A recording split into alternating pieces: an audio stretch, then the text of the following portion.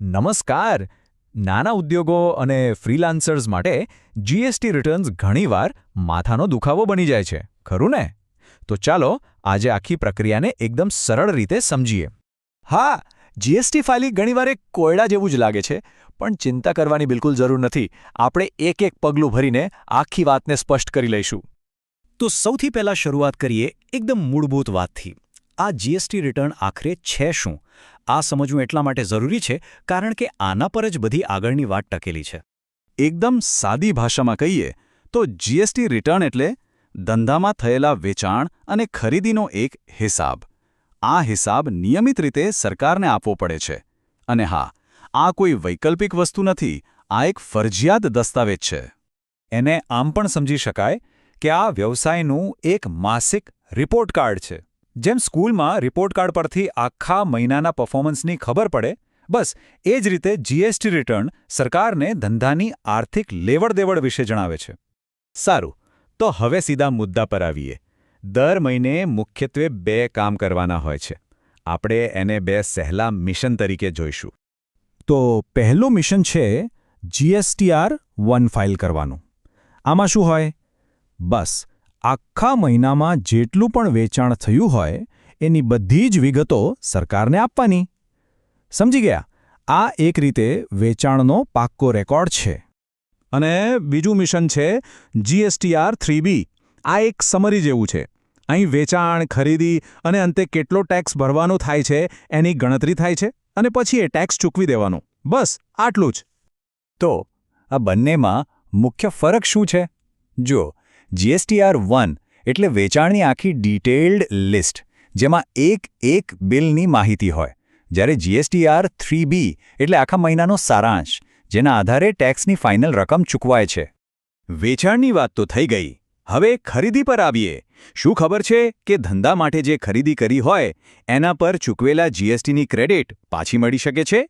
ચાલો સમજીએ કે આ કઈ રીતે કામ કરે છે. આ જાદુઈ વસ્તુને કહેવાય છે ઇનપુટ ટેક્સ ક્રેડિટ, એટલે કે આઈટીસી. અને સાચું કહીએ તો આ જ જીએસટીનો સૌથી મોટો ફાયદો છે. દાખલા તરીકે, માની લો કે કોઈ વસ્તુની ખરીદી પર ₹100 ટેક્સ ચૂકવ્યો અને એ જ વસ્તુ વેચીને ₹150 ટેક્સ ભેગો કર્યો, તો સરકારને ફક્ત ₹50 જ ચૂકવવાના રહે. કેટલું સરળ! હવે આ ખરીદીની વિગતો ક્યાં જોવા મળે? GSTR-2A અને GSTR-2Bમાં. GSTR-2A એક લાઈવ રિપોર્ટ જેવું છે, જે સતત અપડેટ થતું રહે છે.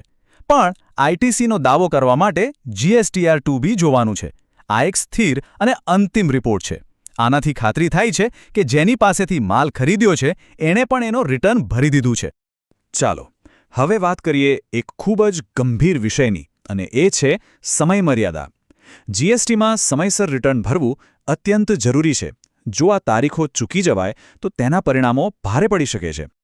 આ 2 તારીખો એવી છે જે કેલેન્ડરમાં લાલ અક્ષરે લખી લેવા જેવી છે. દર મહિનાની 11મી તારીખ સુધીમાં GSTR-1 અને 20મી તારીખ સુધીમાં GSTR-3B. આ તારીખો ભૂલવી પોસાય એમ નથી હો. અને જો સમયસર ટેક્સ ન ચૂકવાય તો જેટલી પણ રકમ બાકી હોય એના પર વાર્ષિક 18% દરે વ્યાજ લાગે છે. અને આ રકમ ધીમે ધીમે એક મોટો બોજ બની શકે છે. અરે વાત અહીં જ નથી અટકતી. ભલે કોઈ ટેક્સ ભરવાનો ન હોય તો પણ રિટર્ન મોડું ફાઇલ કરવા બદલ દરરોજના ₹100 એટલે કે ₹50 CGST અને ₹50 SGSTની લેટ ફી લાગે છે. અને આ ફી ₹5000 સુધી જઈ શકે છે. માસિક રિટર્ન સિવાય પણ અમુક બીજા ફાઇલિંગ છે જેના વિશે જાણકારી હોવી જરૂરી છે.